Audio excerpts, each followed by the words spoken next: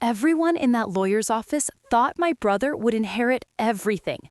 No one expected me to smile and say, "Dad, don't you want to tell them the truth?" My father sat at the head of the conference table, very much alive, watching my brother demand his entire estate. "The house, the business, the investments, it should all go to me," Trevor said, gesturing at the estate planning documents. "I'm the oldest son. I've been running the family business for 10 years. It's only fair." The lawyer looked uncomfortable. My stepmother, Patricia, sat silently, her face carefully neutral. My father said nothing, just watched Trevor with an expression I couldn't quite read. Trevor turned to me. "Nina, you understand, right? You've got your little teaching job. You don't need Dad's money. I've dedicated my life to the family business." I smiled, took a sip of water. "Dad, don't you want to tell them?" My father's lips twitched. "Tell them what, sweetheart?" "That you don't own the business anymore. That you haven't for 3 years." The room went silent. Trevor's face went white. "What?" "And that the house is in a trust, and the investments were redistributed, and that you've been testing him this entire time?" My father smiled then. Actually smiled. "Nina's right. I transferred ownership of Martinez Industries to her 3 years ago. The business Trevor thinks he's been running, he's been working for his sister." Trevor stood up so fast his chair fell backward. But I'm getting ahead of myself. Let me tell you how I went from the disappointment daughter to the secret CEO, and how my father spent 3 years watching my brother reveal exactly who he was. Because unlike Trevor, I pay attention to details. Part 1. The Disappointment Daughter. My name is Nina. I'm 35 years old, a high school history teacher, and for the most of my life, I was invisible. My father, Raphael, built a commercial real estate empire from nothing. Martinez Industries owns 47 properties across 3 states, valued at over $200 million. My brother Trevor is 38. He's loud, charismatic, and has worked in the family business since he graduated college. He's the golden son, the one Dad introduced to clients, the one who got the corner office, the one everyone assumed would inherit everything. I went to college for education, became a teacher, made $52,000 a year, and loved my job. My father seemed disappointed. He'd say, "You could have joined the business, built something bigger." But I was happy, and I thought that should matter. What I didn't know, my father was paying attention to things I couldn't see. 3 years ago, my father had a health scare. Minor stroke, full recovery, but it scared him. He called me to the hospital. Just me. "Nina," he said, "I need to tell you something about your brother." I waited. "Trevor's been stealing from the company." I stared at him. "What?" Dad pulled out a folder. Bank statements, wire transfers, fake vendor invoices. "He's been siphoning money for 5 years. Small amounts at first, then bigger. He's taken $3.2 million. I felt sick. "Dad, why haven't you—" "Because I wanted to see how far he'd go. I wanted to see if he'd confess, if he'd show remorse." "And?" "He hasn't. He's gotten bolder, and I've documented everything." Dad handed me another folder. "This is the company, all of it. Legal ownership transferred to you as of yesterday. Trevor doesn't know, Patricia doesn't know, only you, me, and the lawyers." I couldn't breathe. "Dad, I can't run a company." "You won't have to, not yet. We'll hire management, but Trevor needs to prove he's worthy of inheriting anything. And I need to know my life's work won't be destroyed by a son who thinks he's entitled to it." "What if he never proves himself?" Dad smiled sadly. "Then you'll have a $200 million company, and I'll have learned a painful truth about my son." For 3 years, I watched. Trevor continued working at Martinez Industries, believing he was Dad's heir apparent, believing the business would be his. Dad pretended nothing had changed, But he was watching, testing, documenting. Test 1. The promotion. Month 6. Dad told Trevor he was considering retirement and wanted Trevor to take on more responsibility. Trevor immediately gave himself a raise, $50,000 more per year, without asking. Dad said nothing, just added it to the file. Test 2. The family emergency, year 1. Dad's sister, my Aunt Rosa, needed $100,000 for medical bills, cancer treatment not covered by insurance. Dad told Trevor, "The company has the cash. What do you think we should do?" Trevor, "That's a family problem, not a company problem. Aunt Rosa should figure it out herself." Dad paid for Aunt Rosa's treatment personally. Trevor never asked about it again. Test 3. The employee crisis, year 2. Maria Sanchez, who'd worked for Martinez Industries for 23 years, had a son with special needs who needed expensive therapy. She came to Trevor asking about the employee assistance program Dad had established years ago. Trevor told her the program was discontinued due to budget cuts. It wasn't. Dad had funded it fully. Trevor just didn't want to process the paperwork. Dad quietly paid for Maria's son's therapy. Maria never knew Trevor had lied to her. Test 4. The business decision, year 2.5. Dad presented Trevor with a choice: buy a property in a low-income neighborhood to redevelop into affordable housing, 5% profit margin, or buy a luxury condo complex in an upscale area, 15% profit margin. Trevor chose the condos without hesitation. "We're not a charity, Dad. We're a business. We maximize profits."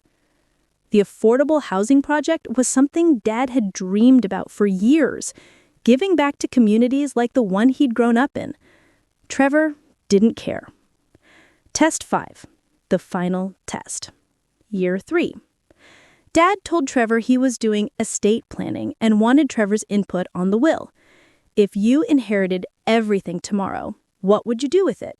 Trevor didn't hesitate. "Sell the smaller properties, they're dragging down our margins. Cut staff by 30%, we're overpaying for sentimentality. Move operations to a cheaper state for tax purposes. Focus only on high-margin luxury developments." "What about the people who've worked for us for decades?" Trevor shrugged. "Business is business, Dad. You taught me that." Dad said nothing. But that night, he called me. "Nina, I need you to come to the estate planning meeting next week. There's something I need to do." The lawyer's office. Tuesday morning. Present, Dad, Patricia, his wife of 15 years, my stepmother, Trevor, me, and Dad's attorney, Richard Chen. Trevor arrived in a designer suit, confident. He'd been talking for weeks about when I take over the company. Richard opened with standard estate planning language. Then, "Raphael, would you like to outline your intentions for the estate?" Before Dad could answer, Trevor jumped in. "I think it's pretty straightforward. The business comes to me. I've been running it for a decade. Nina has her teaching career. Mom," he nodded at Patricia, "will be taken care of with the house and a trust fund." Patricia looked at Trevor with an expression I couldn't read. Richard looked at Dad. "Is that your understanding of Mr. Martinez's intentions?" Dad smiled. "Why don't you ask Trevor what he plans to do with the business?" Trevor launched into his vision, everything he'd told Dad in private. "We'll streamline operations, cut dead weight, sell the low performers, focus on luxury development. We could triple profits in 5 years if we're strategic." "What about long-time employees?" Richard asked. "Business decision. We'll offer severance packages, but we can't run a modern company with 1980s sentimentality." Patricia flinched. Dad's face was unreadable. Then Trevor turned to me. "Nina, you understand, right? You've got your teaching job. You don't need Dad's money. This is what's fair." That's when I smiled. "Dad," I said calmly, Don't you want to tell them? Dad's eyes sparkled. Tell them what? That you don't own the business anymore. That you haven't for 3 years. Trevor's face went white. What do you mean? I pulled out my folder, set it on the table. Martinez Industries was transferred to me 3 years ago. Full legal ownership. You've been working for me for 36 months. Trevor grabbed the documents, started reading. His face went from white to red. This can't be. Dad? It's real, Dad said calmly. I transferred the company to Nina shortly after my stroke. I wanted to see what you'd do if you thought you were inheriting it. I wanted to see who you really were. I've dedicated 10 years to this company. You've stolen $3.2 million from this company, I said quietly. The room froze. Trevor's face went completely white. I don't know. I opened the folder, started laying out documents. Wire transfers to offshore accounts, fake vendor invoices, inflated expense reports. Should I continue? Richard was reading over my shoulder. His face darkened. Trevor looked at Dad. You knew? You've known for 5 years. I documented everything. I was waiting to see if you'd confess, if you'd show remorse.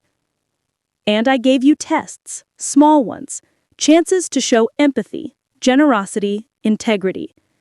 He ticked them off on his fingers. Your aunt needed medical help. You said it wasn't the company's problem.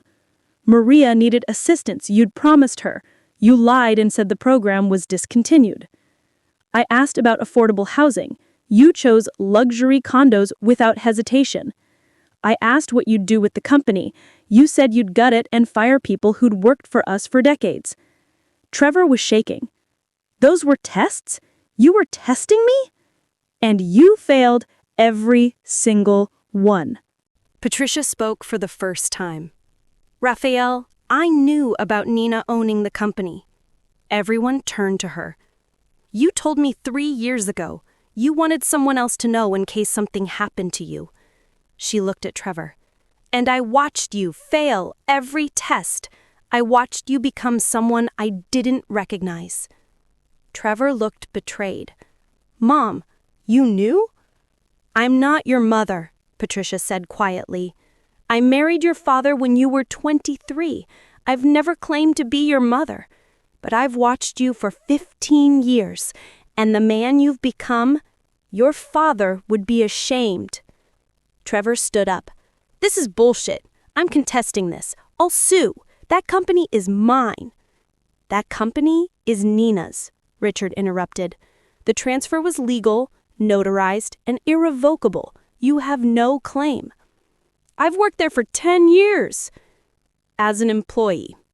And as of today, you're fired. Trevor's mouth fell open.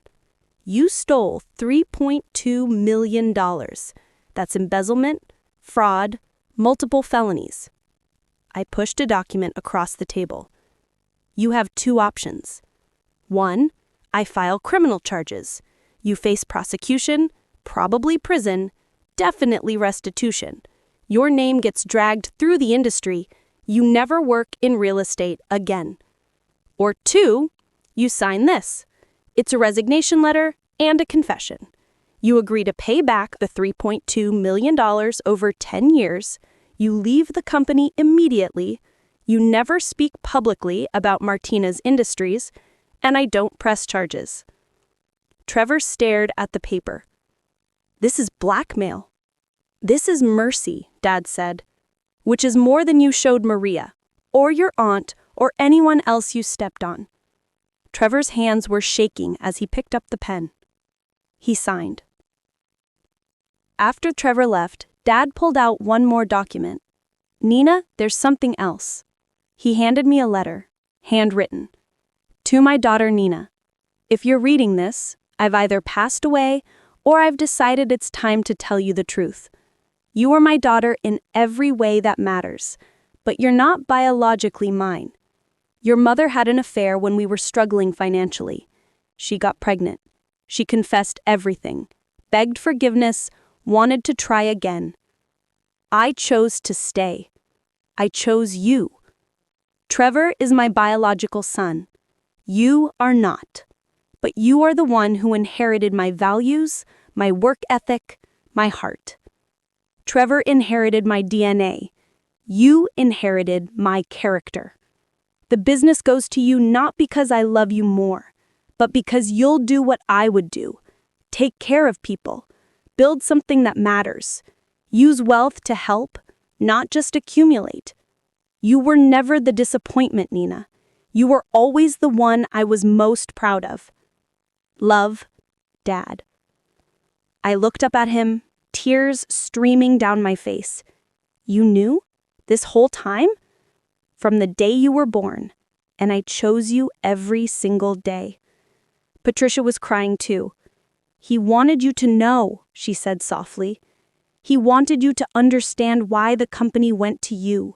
It wasn't favoritism, it was legacy. Week 1. The company. I met with the management team at Martinez Industries, told them about the ownership change. Most were shocked. It had been secret for 3 years. Told them Trevor was no longer with the company. Told them nothing else would change. My father built this company on integrity. That doesn't change with me.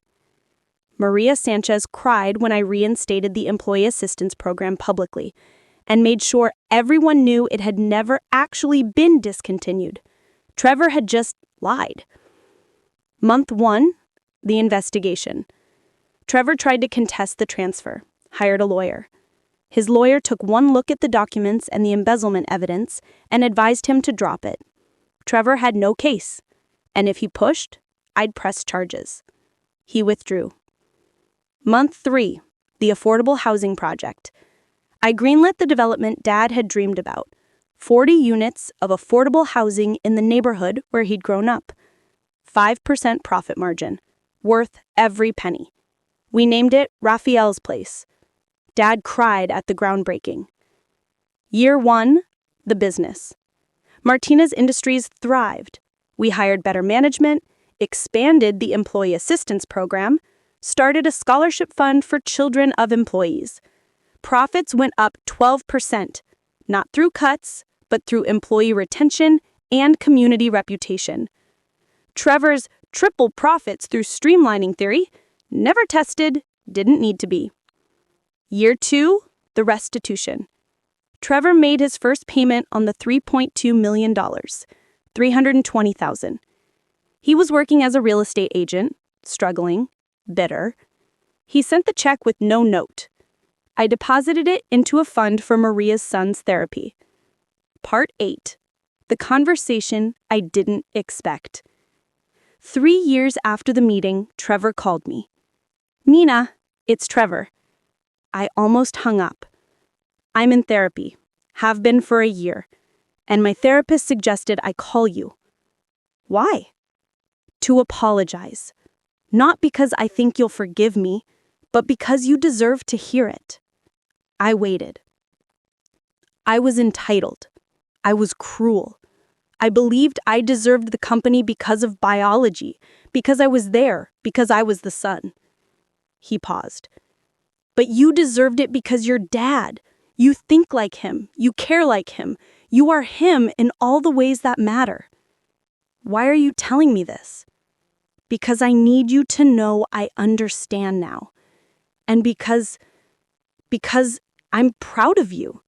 What you've done with the company, Raphael's Place, the scholarship fund, that's what Dad wanted. I was too selfish to see it. I didn't know what to say. I don't expect forgiveness, but I wanted you to know you're a better Martinez than I ever was. He hung up. I never heard from him again. Epilogue. 5 years later. Dad passed away last year, peacefully, at 76. His funeral was packed, hundreds of people, employees, tenants, community members. Maria spoke about the employee assistance program that saved her son's life, A family living in Raphael's place talked about how affordable housing gave them stability. A scholarship recipient talked about being the first in her family to go to college. Trevor didn't come, but he sent flowers with a card. He was a great man. You're his true legacy. Patricia pulled me aside after the service. Your father wanted you to have this. She handed me a photo, Dad holding me as a baby, smiling at the camera. On the back, in his handwriting, the day I became a father to the daughter I chose. I'm 40 now. I still teach, just part-time. The rest of my time, I run Martinez Industries. We're up to 63 properties. We've built 3 more affordable housing developments. The scholarship fund sends 15 kids to college every year. Last month, I found out I'm pregnant. I'm going to tell my child the same thing my father told me. Legacy isn't about blood. It's about values, character, what you do when no one's watching, who you become when you have the power to be cruel and choose kindness instead. For anyone who's ever been told they're not enough, you don't have to be the loudest, the most charismatic, the favorite. You just have to be decent, consistent, true to your values. The people who matter notice. My father noticed, and he didn't give me his company because I was perfect. He gave it to me because when tested, quietly, repeatedly, over years, I chose people over profit, integrity over image, character over credit. Trevor was right about one thing. I got my little teaching job. I didn't need Dad's money, but I got it anyway. Not because I was entitled to it, but because I earned it. If this story resonated, drop a comment. Have you ever been underestimated by family? Have you ever watched someone entitled destroy themselves? Share this if you know someone who's the responsible one, who never gets credit, because quiet integrity always wins in the end. Subscribe for more stories about people who prove their worth without ever demanding it. Because legacy isn't claimed, it's built.